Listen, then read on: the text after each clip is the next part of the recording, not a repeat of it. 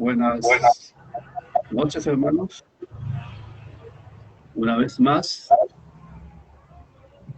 estamos aquí hoy día domingo, empezando un estudio más acerca de la palabra de Dios. Queremos que Dios nos bendiga hoy día con una palabra, la rema, una palabra del día, porque estamos entrando a unos días que son un tanto peligrosos, por decirlo así, por causa de las elecciones que hay en Estados Unidos. Aquí estamos en Colombia, está el pastor Efraín allá en Perú, en la Zoria. Estamos aquí presentes, tratando de producir este estudio lo mejor posible para que Dios sea glorificado. Yo tenía una inquietud acerca de los últimos tiempos, de lo que es el espíritu del anticristo. Yo he estado viviendo en Miami 15 años y he visto realmente, según lo que dice Primera de Juan, vamos a Primera de Juan, capítulo, en este caso es el capítulo 4. Primera de Juan 4.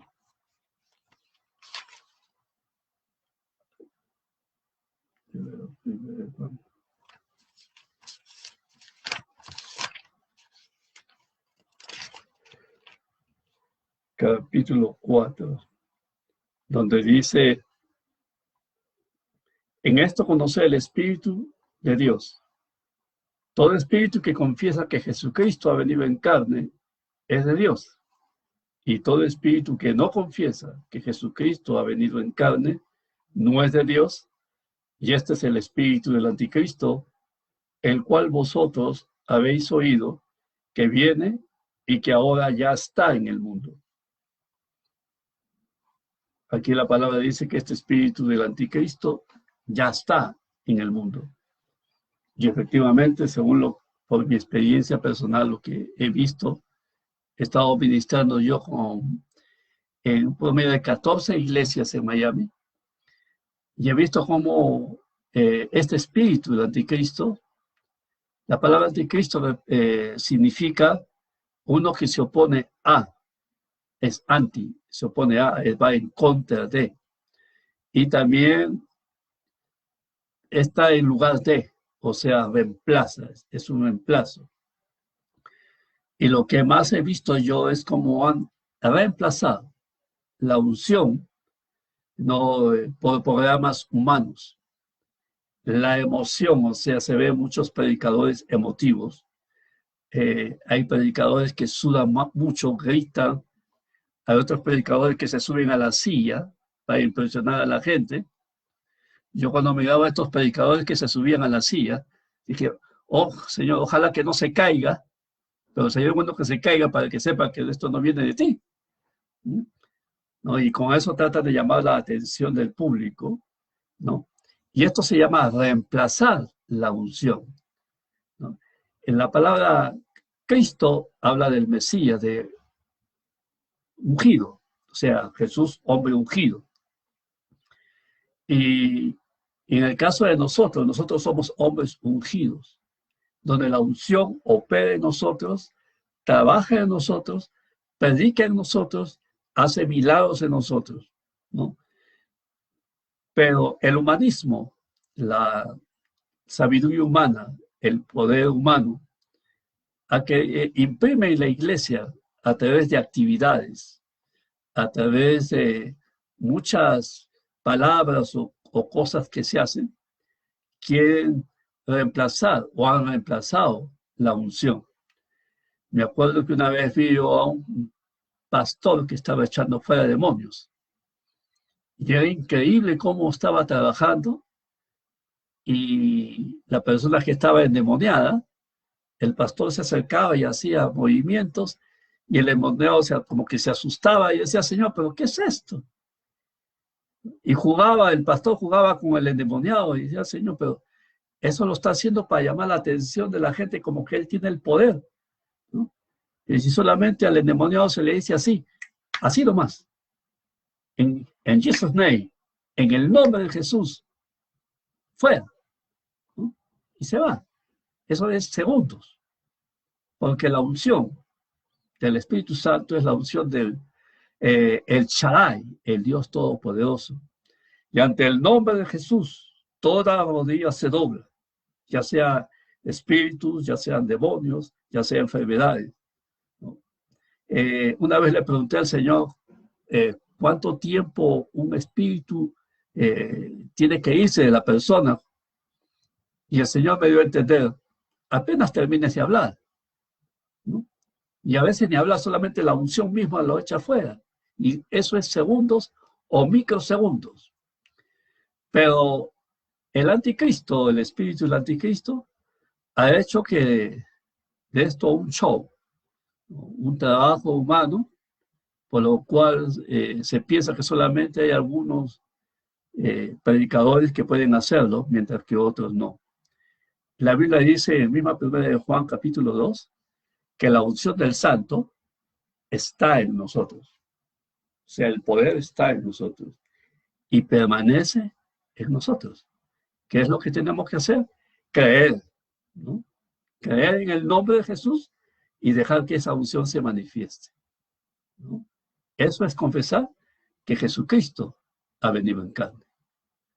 Lo dejo con, aquí lo dejo con el pastor Efraín Arturo Chávez Esparta, y esperemos que el Señor nos siga iluminando y enseñando más de este tema, porque este es el tiempo ya que está surgiendo esto con mayor fuerza.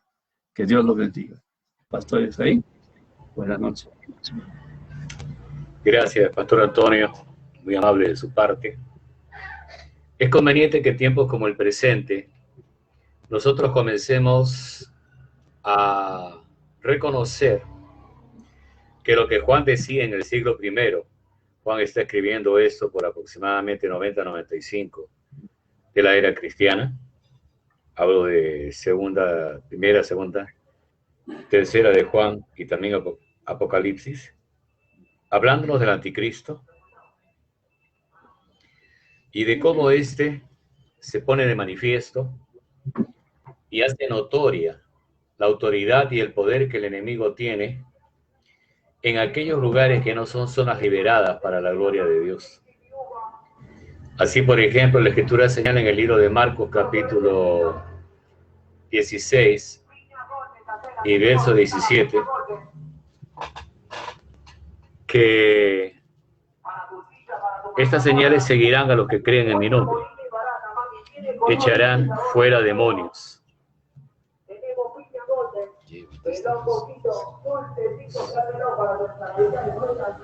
En mi nombre echarán fuera demonios. La primera señal de que usted le ha creído al Señor es que usted echa de su vida y de la vida de otros presencias demoníacas. Y las personas que estaban poseídas, que estaban pasando por momentos de opresión, de tormento, pueden ser liberadas al instante por el poder de Dios. El creyente cristiano verdadero no utiliza exorcismos. Eso lo hace la Iglesia Católica. Exorcismo significa echar fuera un espíritu a través de un pase mágico. Y nosotros no hacemos eso. Echamos fuera el espíritu en el nombre del Señor Jesús, el cual tiene autoridad y prevalencia completa sobre todo espíritu inmundo. Entonces, hay dos realidades que podemos visualizar. La de lo que es mágico y que tiene que ver con hechicería, tiene que ver con brujería o con magia, y que no es, en definitiva, el Espíritu de Dios.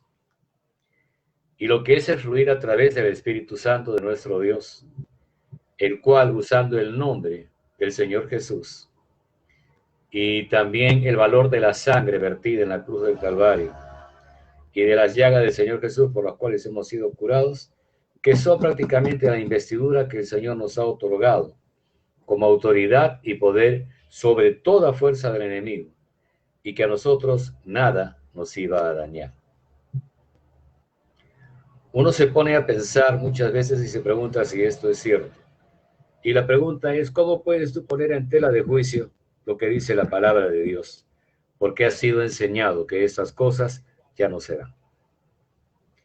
Y una de las cosas que muchas veces que algunos ministros evangélicos aducen que ya no hay bautismo del Espíritu Santo, que ya no hay los dones espirituales, que ya no hay sanidades, ya no hay milagros, ya no hay apóstoles en el sentido de los 12 oficiales que estuvieron primero, uno de los cuales cayó por transgresión y que fue llamado hijo de perdición. Y todas estas cosas son enseñadas como doctrina. Y te dicen que esas cosas ocurrieron en el primer siglo y que de ahí no se han dado más. Te mienten. Y la pregunta es ¿por qué? Porque ese engaño se lo han tragado ellos desde hace mucho tiempo atrás, haciéndonos pensar que el poder de Dios ha mermado y que hay ciertas cosas que tienen que ver con la autoridad y el poder de nuestro Dios para alcanzar plena victoria sobre toda fuerza enemiga. Y nos preguntamos qué es lo que tenemos que creer, lo que está escrito. Lo que está escrito. No lo que algunos dicen, o lo que algunos interpretan, o lo que a algunos les parece, sino lo que está escrito. Hoy en día el espíritu del anticristo está presente en personas impías, personas perversas, pero cuando Juan ingresa para hacernos ver el fluir, el mover de los anticristos, los muchos anticristos, del espíritu del anticristo y del anticristo mismo, nos dice que son dos formas en las cuales este espíritu actúa. Número uno, se opone a las cosas de Dios y a todo lo que tiene que ver con Dios. Abomina, odia, aborrece todo aquello que tenga que ver con Dios o con adoración, porque el diablo reclama la adoración para él. Creo que todos recordamos cómo cuando el Señor Jesús fue llevado al desierto, el diablo esperó 40 días para venir a tentarlo. ¿Por qué dio una aparente tregua de 40 días? Es porque eso haría que el cuerpo del Señor Jesús, su mente y su vida, estuvieran extremadamente débiles. Pero el poder y la fortaleza espiritual no se basan en cómo está tu cuerpo, sino en cómo está tu espíritu. Y en qué medida tú contemplas el hecho de las cosas que están escritas. La acreditación que tú le das a la palabra de Dios es la fuente de tu poder. Si tienes mucho hambre, si tienes mucha sed, y vamos a notar que el enemigo ataca sobre la base de la fragilidad humana. ¿Qué había pasado esos 40 días? Jesús no había comido ni pan, ni había tomado agua. Por consiguiente, ¿cuál era la debilidad más manifiesta en el Señor Jesús? La física. Y también el estado mental. Y el diablo le dice, si eres hijo de Dios, en nuestra versión Reina Valera dice, si eres hijo de Dios. Pero en el original dice, ya que eres hijo de Dios, di que estas piedras se conviertan en pan. ¿En qué consistía en la tentación? En que atendieras primero los asuntos de tu fragilidad carnal y obedecieras la voz de la primera instancia. ¿Quién le estaba diciendo al Señor que convirtiera las piedras en pan? ¿El Padre? No. ¿El Espíritu Santo? ¿La Virgen María? No. ¿Sus apóstoles? No. El diablo. El diablo quería que Jesús obedeciera su voz sobre la base de su necesidad. ¿Cuántos cristianos, hablo de todos, me incluyo, en medio de una fase crítica nos acobardamos y comenzamos a deslizar ciertas frases a palabras o acepciones que no nos ayudan en nada y que le dan poder al enemigo? Sí, me duele. Sí, ya muchos días que estoy orando y el Señor no me atiende. El hambre es grande, creo que Dios me comprende. Voy a hacer que ese monte o que esa piedra o esta rocota se conviertan pues en un bizcocho. ¿no? En una torta de chantilly o algo por el estilo. Y Jesús le refirió al enemigo que la capacidad pensante del creyente obedece a todas las veces que él leyó, atendió y entendió la palabra. Lo que dices es una prioridad en este instante y tienes razón. Pero hay también una palabra que dice que no solo de pan vivirá el hombre, sino de toda palabra que sale de la boca de Dios. Yo tengo la atención divina sobre la base de lo que confieso, no de lo que el diablo me dice. No de la invitación cordial para que yo me involucre en pecados ajenos, que fornique, que adultere, que coma como un puerco o haga cosas indebidas. Entonces yo tengo que entender que para todo hay un ritmo, hay una cadencia, hay un nivel, hay una altura, y que yo tengo que saber que debo esperar en Dios. ¿Qué fue lo primero que hicieron los ángeles después que el Señor Jesús pasó por estas pruebas? Vinieron, le pusieron la mesa de mantel blanco y lo tendieron para que comiera. ¿Se había olvidado Dios, el Padre, de que su hijo necesitaba comida, de que su hijo necesitaba agua? No. Pero ¿por qué esa tortura de 40 días? ¿Sabes tú cuántos días estuvo Goliat provocando a las huestes de Israel? 40 días. Y esto implica desafío. Desafío. Provocación. Intentando que las fuerzas de Israel actuaran por vergüenza, por miedo, por temor, por parecer lo que no eran.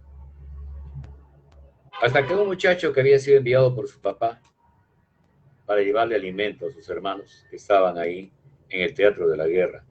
Hasta esos momentos estaban las filas de los filisteos por este lado y estaban las filas de los hebreos por este otro lado en el valle de Ela. Pero no había ninguna manifestación de guerra, lanzas que se cruzan, espadas, flechas, ni nada por el estilo. Todos estaban aguardando algo. Ese compás de espera, esa forma en que el enemigo trata con nosotros, es para medir nuestra paciencia.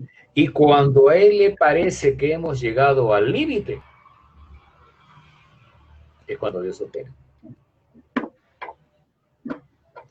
Es por eso que el apóstol Pablo va a decir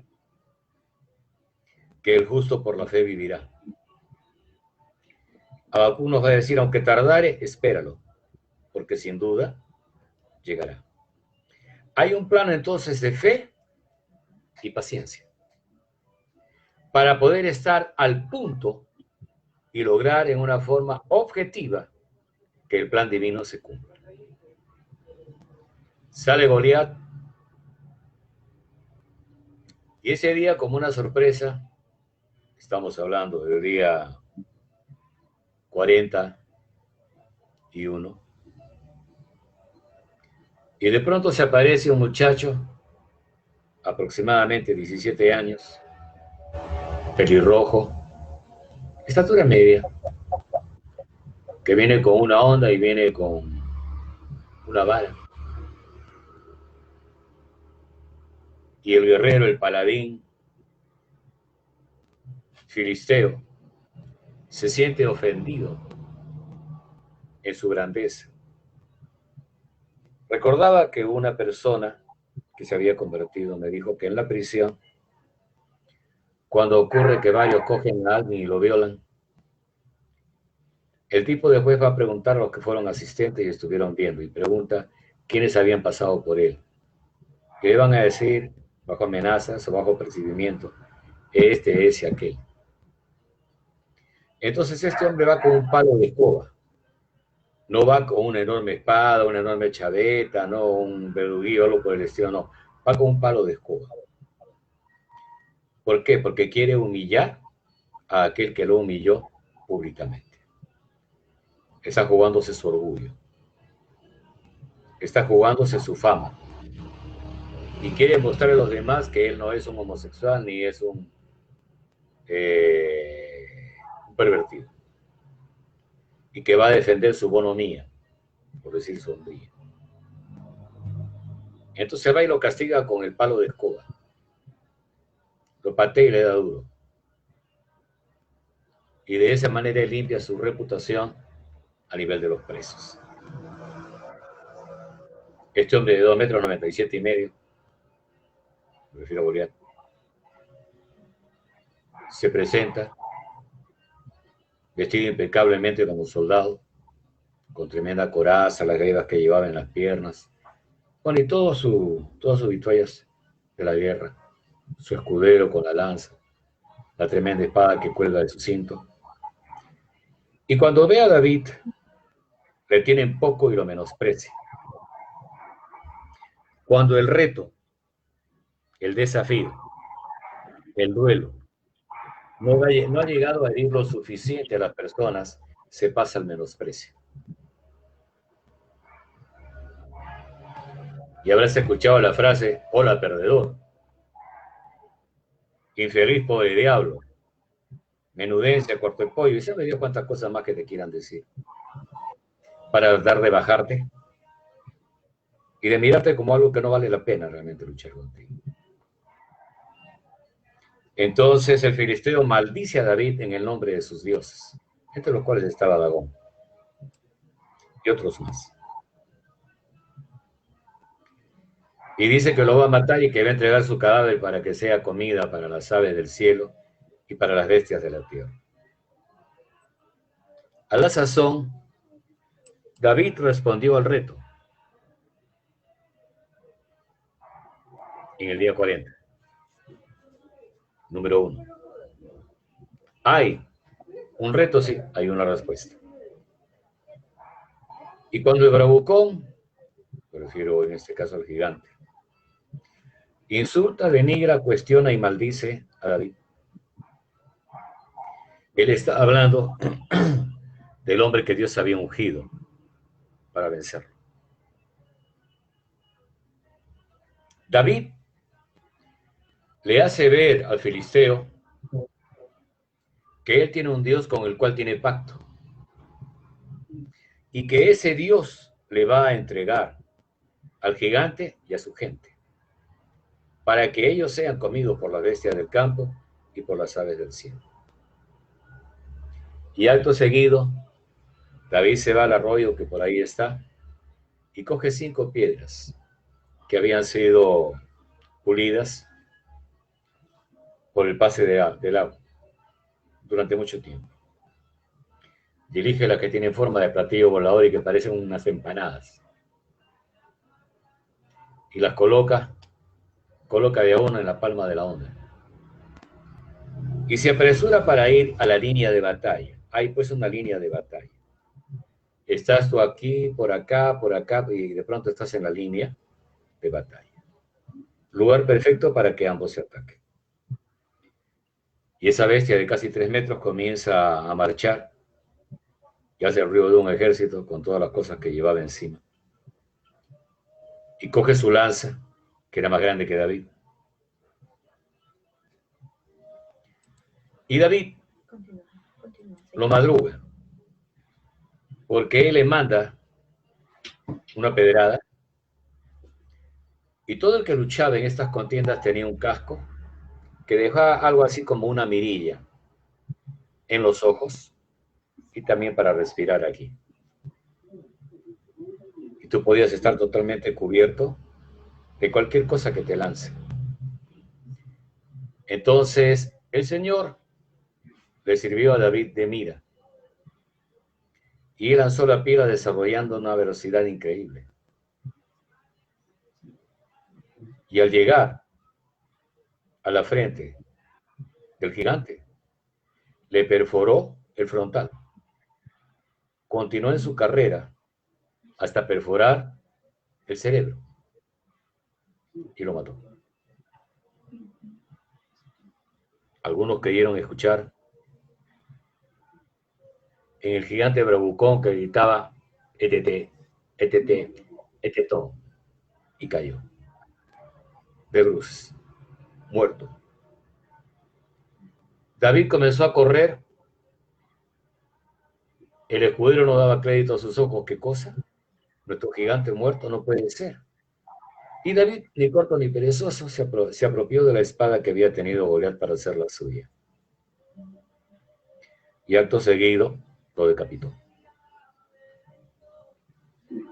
Y con la mano que tenía libre cogió la cabeza del gigante y lo levantó, para exhibirla ante los azorados ojos de todos los asistentes. Los filisteos que miraron que su paladín estaba muerto. Y los hebreos que despertaron al conjuro de las palabras de David, cuando habló de ellos como las huestes de Israel. La verdad, ¿no? Nosotros somos las huestes de Israel, somos los soldados de Saúl y los soldados de Dios, del ejército israelita. Como que recién despertaron de su letargo y se dieron cuenta quiénes eran. Y sin pensarlo dos veces, los filisteos comenzaron a correr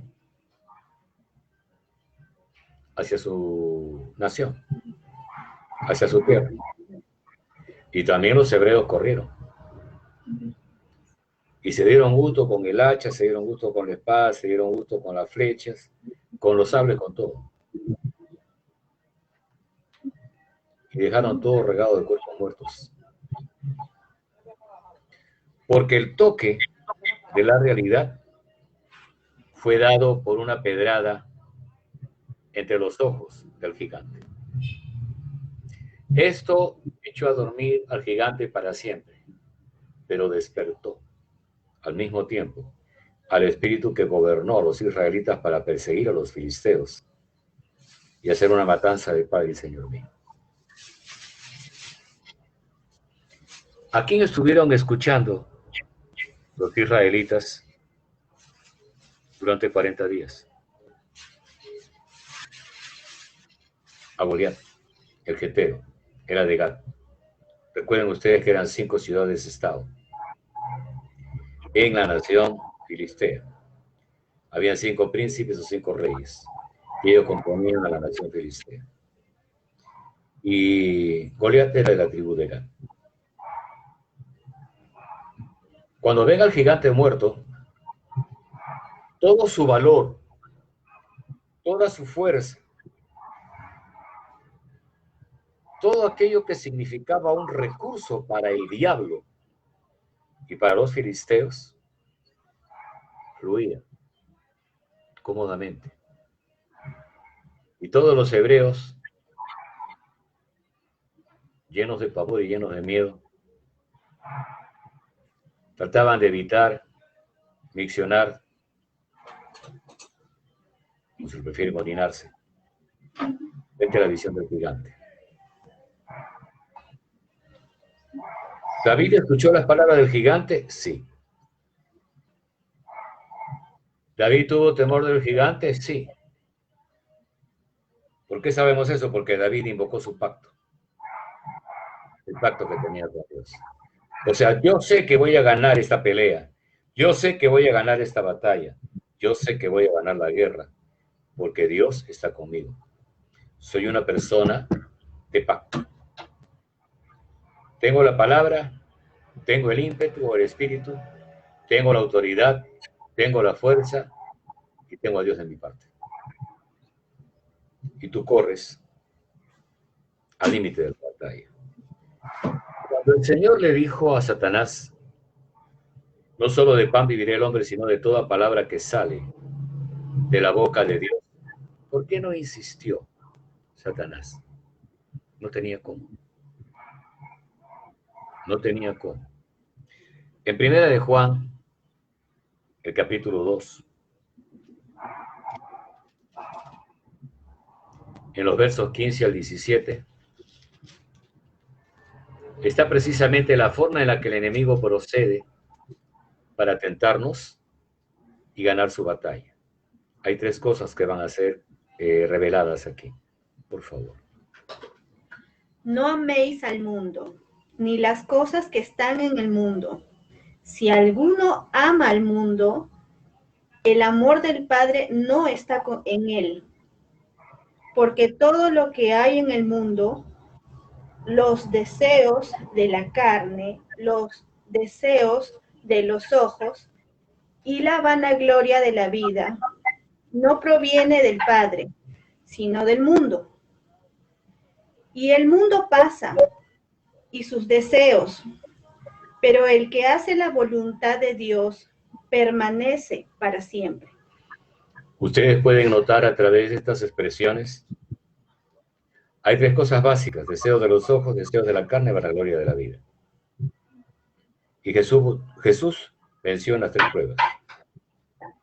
El enemigo lo va a llevar al pináculo del templo y le va a decir: salta de aquí, porque está escrito que a sus ángeles mandará que te guarden, omitió la expresión en todos tus caminos, para que tu pie no tropiece con una piedra. Ahora, ¿qué era lo que Satanás quería? Que Jesús rebasara los límites de la guardianía divina, que hiciera que Dios actuara en contra de su voluntad y que Él provocara eso. Han habido personas, hermanos, a los cuales amo mucho el Señor, y otras personas que cuando estaba este hermanito, el cantante Julio Melgar, que falleció con cáncer, profetizaban, entre comillas, que él no moriría. ¿Estaban diciendo lo que decía Dios? No. Le estaban diciendo a Dios qué hacer, para que ellos quedaran bien y parecieran ante los ojos y oídos de los demás profetas verdaderos. El hermano Julio Melgar murió. ¿Y a dónde se fue esa profecía aparente? Al tacho de basura. Dios no dijo eso. Eso lo dijeron ellos. Ese era su deseo, en cierto sentido, sí. Pero el deseo de ellos, lo que reposaba, lo que subyacía debajo, era el hecho de que supieran que ellos eran los profetas de Dios. Que lo que decían provenía de Dios. No era cierto. Y el Señor tiene que decirle a Satanás: también está escrito, no tentarás al Señor tu Dios. Cada vez que usted abre la boca y dice cosas que Dios no ha dicho, usted pretende que Dios actúe sobre la base de lo que usted piensa, siente y quiere. No sobre la base de lo que Dios ha dicho. Y le digo esto. En el libro de Mateo, en el capítulo 7, la escritura va a recibir o va a referir estas cosas. Desde el verso 21.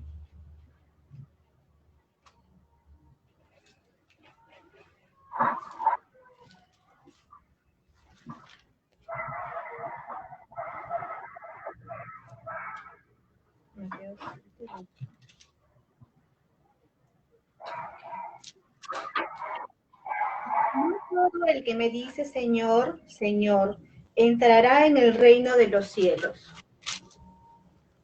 sino el que hace la voluntad de mi Padre que está en los cielos. Muchos me dirán en aquel día: Señor, Señor, ¿no profetizamos en tu nombre, y en tu nombre echamos fuera demonios, y en tu nombre hicimos muchos milagros? Entonces les declararé: nunca os conocí.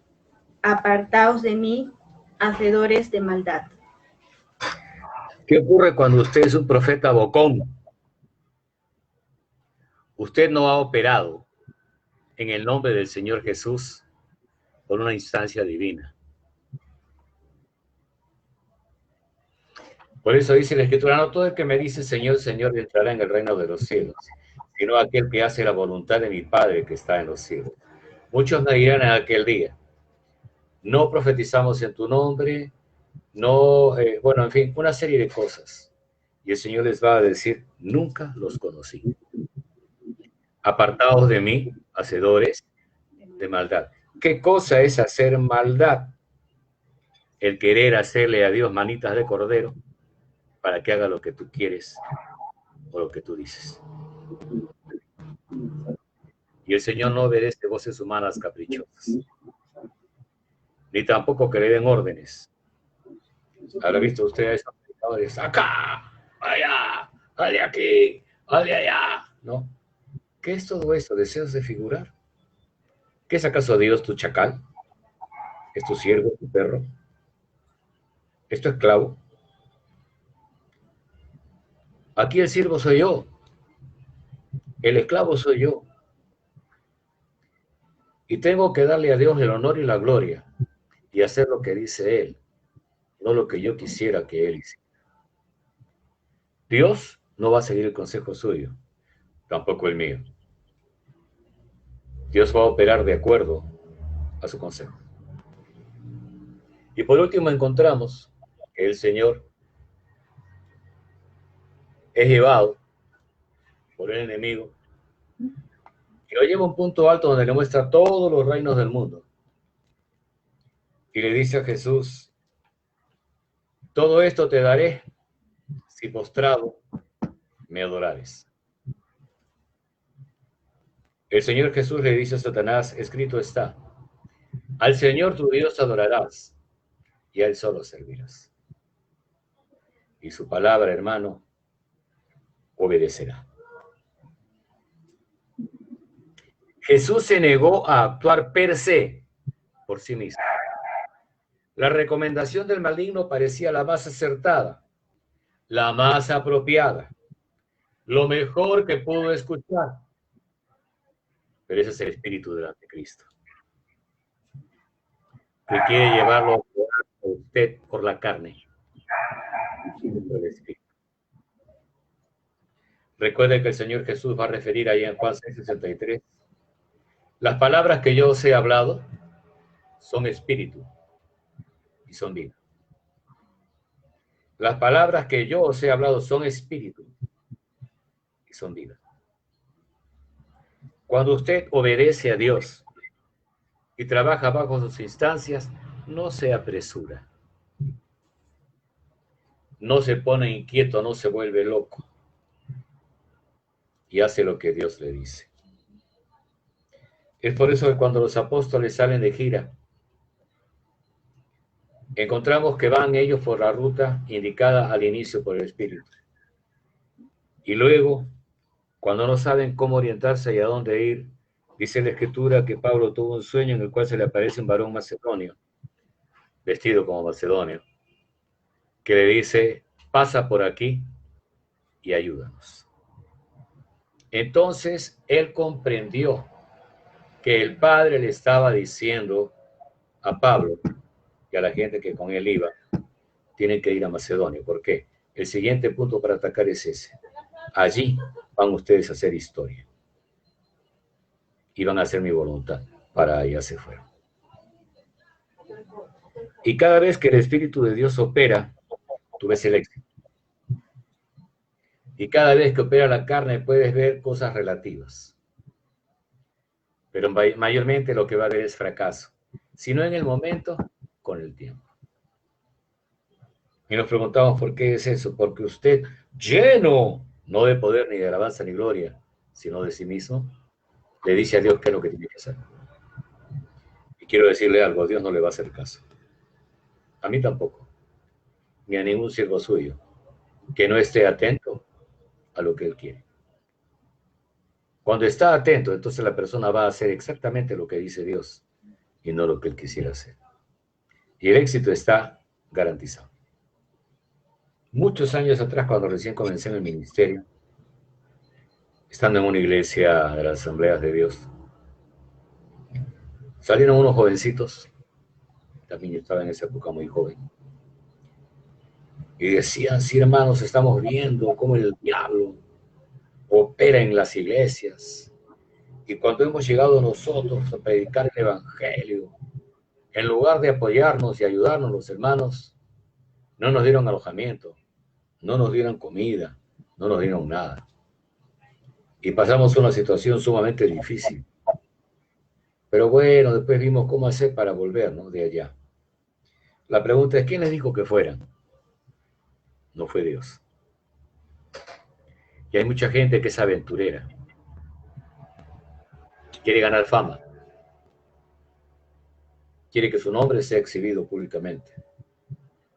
Y demostrar ante terceros hasta qué punto han llegado a crecer y su desarrollo espiritual o pseudo espiritual, para que otros se admiren y lo miren a usted como algo especial.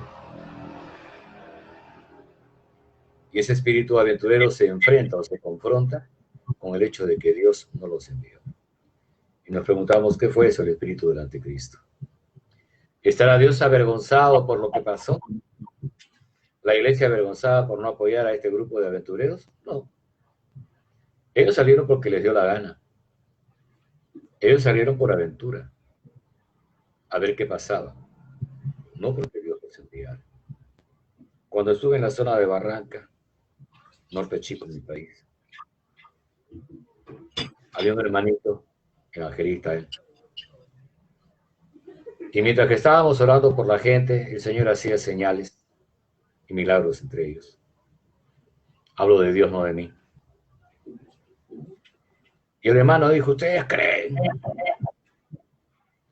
que el pastor Efraín ha llegado a tener el poder que muestra en estos momentos? Así nomás, no, hermano, le dijo. ¿Cuántos ayunos, cuántas vigilias habrá tenido que hacer nuestro hermano para obtener esa unción, ese poder? ¿No es cierto, hermano Efraín? No es cierto. No es cierto. Todo lo que ustedes han visto es el resultado de la gracia de Dios actuando en mí. Si le dijera que he ayunado tantos días, 500 días de ayuno, 800 vigilias, ni una. Eso que ustedes han visto es la obra de Dios. Se llama gracia. Dios actuó porque es Dios y porque Él me envió a hacer lo que estoy haciendo ahora. Si no fuera así, ustedes vieran el fracaso más rotundo. Recuerdo que al ir, después de una campaña en el colegio que llamaban Las Pelonas, allá en la zona de Barranca, para niñas de primaria, yo fui a la radio donde estaba la nueva estación. Y cuando llegué había tal aglomeración de personas. Y dije, ucha, ¿qué habrá pasado? ¿Que estarán haciendo los hermanos una campaña? ¿Alguna cosa especial? Y bueno, pedía permiso yo para pasar. Y cuando llegué al cuarto piso donde estaba el hermano, que era el gerente de la radio, le digo, hermano, ¿qué está pasando? Porque he tratado de ingresar y prácticamente era imposible. Pero bueno, acá estoy, le dije. Pude moverme entre los hermanos y llegar hasta donde usted está. Hay una campaña, hay alguna visita de... No, me dijo. Y toda esa gente ha venido por usted, me dijo. Porque sabían que usted iba a venir. Yo me quedé anonadado, sorprendido. Y nunca pensé que la gente viniera por mí. ¿Qué fue lo que vieron? Las señales. Ojo, no a mí, las señales. Y esas señales seguirán a los que creen en mi nombre. No a los que dicen que son perfectos, que son guapos, que son altos, que son gorditos, que son bajitos, que son así, que son... No, a los que creen en mi nombre. Entonces se vio la gloria de Dios y mucha gente fue bautizada en el Espíritu Santo. Mucha gente fue aconsejada poderosamente y la iglesia creció enormemente durante esos días que estuvimos ahí. Pero eso fue en la zona de Barranca. Y nos preguntamos, ¿quién hizo eso? Cristo. No fui yo. Yo fui simplemente un vaso que el Señor utilizó. Y también otras personas que estaban conmigo. Pero toda esa gloria era de Dios. Cuando estuvimos orando por las personas que se convirtieron en este colegio, yo dije, dentro de ustedes hay una persona que estaba siendo tratada de cáncer. Quiero decirle que ya sanó. Y se levantó una dama, se acercó y me dijo, yo soy esa persona, pues. Ha desaparecido completamente el tumor y la herida que tenía. Esa misma tarde. Y cuando orábamos la persona caía bajo el poder. Y la fila era como de 20 personas y todas caían por el efecto dominó. Pum, pum, pum, pum, pum, pum, las 24 personas al piso. La siguiente fila también. La siguiente fila también. La siguiente fila también. Yo ignoraba que habían hermanos que estaban filmando lo que pasaba. Y llevaron todo eso al Japón. Para que la gente de Japón pudiera ver lo que Dios estaba haciendo en medio nuestro. Yo no le pedí que los hiciera, o que hicieran eso.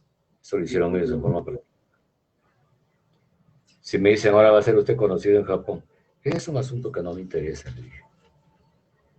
Lo importante es que ellos vean la obra de Dios y que Dios levante vasos por doquier. No somos mayores ni menores que ellos. Somos simplemente vasos del Señor que bajo el efecto de la unción logramos que el Espíritu de Dios opere. Y la Escritura dice, por sus frutos los conoceréis. Empiece a meditar. El Señor Jesús recibió 3 proposiciones satánicas para tentar a Dios. 1, ordenándole a Dios que provea alimentos. 2, ordenándole a Dios que lo haga volar por los aires, como en el caso de Chris Ángel, más conocido, que aparece muchas veces en televisión. Y lo tercero, el infeliz querubín caído le dice a su Señor que lo adore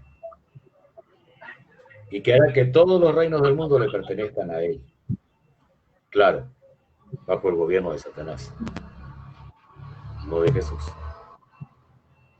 Y con esto Jesús perdía soga y cable. ¿Por qué? Por haber obedecido una orden que no procedía del Padre. ¿Se acuerdan lo que le dijo su mamá en la boda de Caná? No tienen vino. Jesús le respondió, ¿qué tienes conmigo, mujer? Mi hora aún no ha llegado. Así le hablas a tu madre y a tu padre también. Porque el Señor no me envió a este mundo a obedecer la voz de mi mamá, sino su instancia, su orden.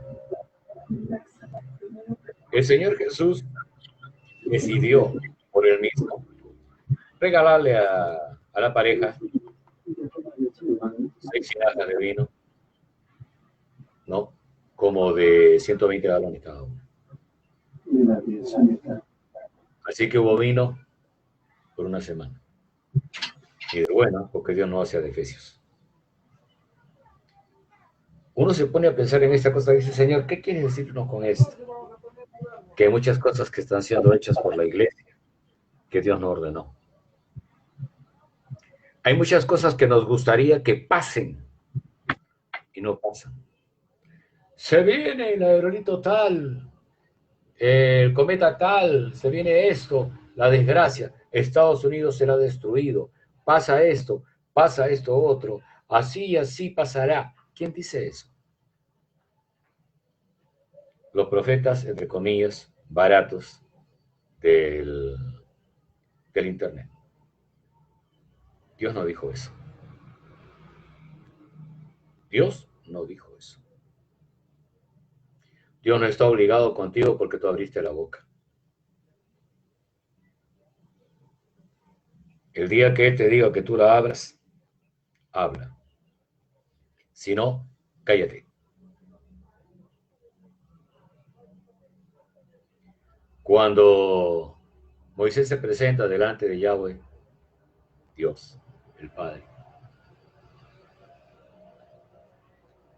y le dice que por qué lo tortura con esta gente que protesta y quiere comida, quiere comer carne.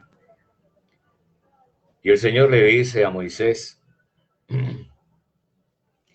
habla con ese pueblo y dile que ellos comerán carne. No durante un día ni dos, sino por un mes entero, hasta que se les salga por las narices.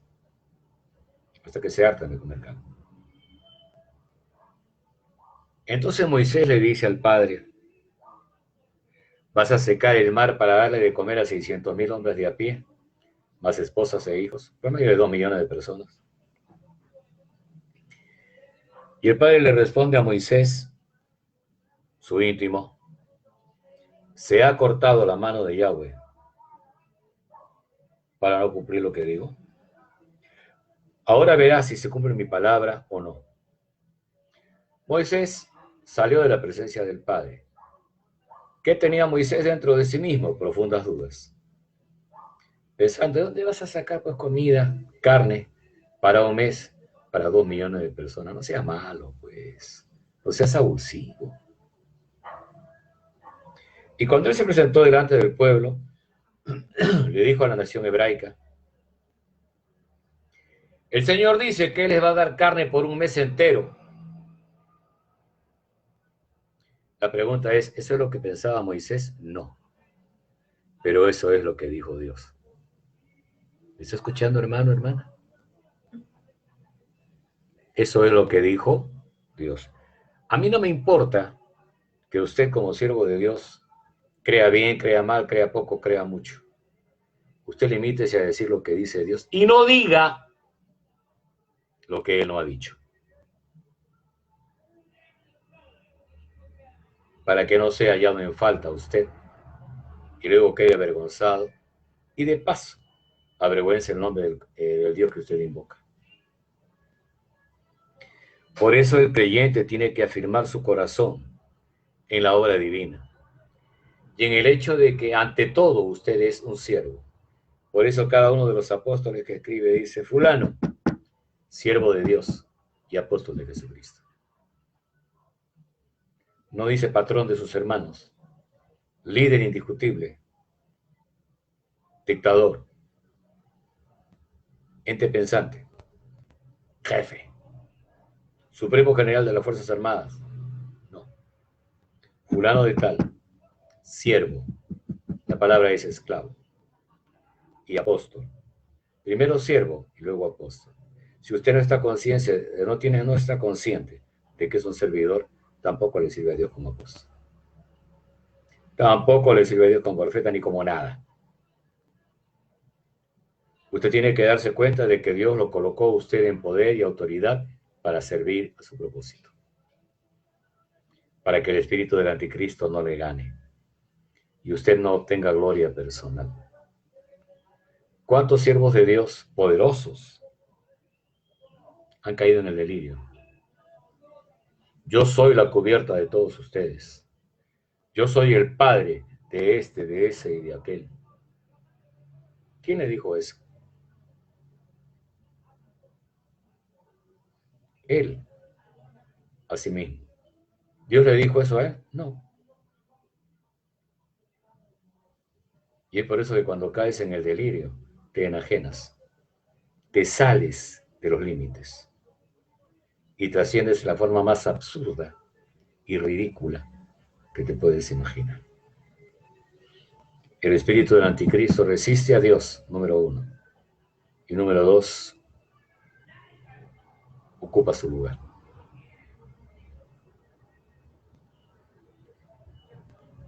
Habiendo comenzado por el espíritu, Gálatas insensatos, fascinados, embrujados, vais a terminar ahora por la carne. Mira lo que el Señor está diciendo. Y Pablo va a decir ahí en 2 Corintios 12, y para que las revelaciones y las visiones de Dios no me exaltasen sobremanera, me fue dado de parte de Dios un mensajero estarás que me abofetea para que no delire, para que no me sienta especial, para que no crea que soy el único. Eventualmente algunos necesitamos una cachetadita o tal vez una pateadura, dependiendo de tu grado de entendimiento y de tu delirio. Es por eso que estamos viendo hombres predicadores muy conocidos que están siendo avergonzados públicamente por las cosas que dijeron, las cuales no dijo Dios. Medítelo. Eso también forma parte del espíritu del anticristo porque ocupa su lugar.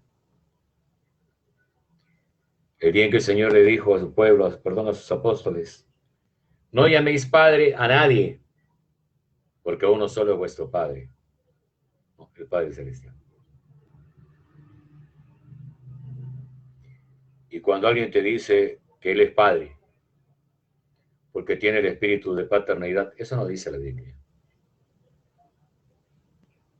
Que es la cubierta de los demás, ¿y quién lo cubre a Él? Hay de los que buscan cubierta y no de mi espíritu, dice Dios. Tengamos cuidado con las palabras que salen de nuestra boca, para que no suenen altisonantes y perdidas en el espacio. Dios quiere que usted entienda y no se deje llevar y gobernar por el espíritu del anticristo, que va a colocar su ego primero, su gloria después. Dios, si te acuerdas, también mencionas a Dios. No, así no funciona la cosa.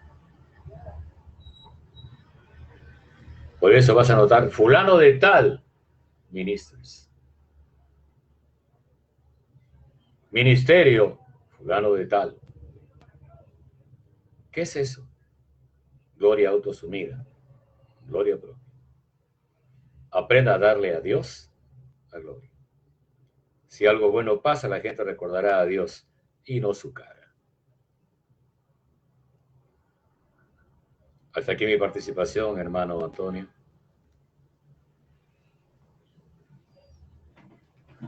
Que Dios les bendiga abundantemente. Vamos orando. Bendito Dios, te damos las gracias en el nombre de Jesús. Porque tú eres un Dios bueno y lleno de misericordias. Señor, no queremos ser tropiezo para tu pueblo. Queremos ser tus portavoces.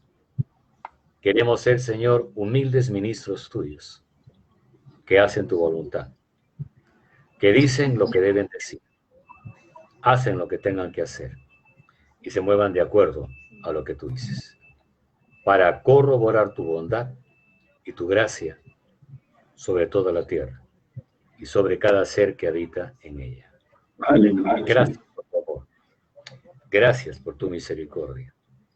Que esto sea, Señor, un humilde homenaje y que vaya en holocausto a ti, porque tú eres Dios para siempre y para siempre es tu misericordia. En el nombre de Jesús. Amén. Amén. Amén. Amén. Amén. Gracias, Pastor Efraín. Bendiciones. Shalom. Hasta la próxima semana, hermano. Bendiciones a todos.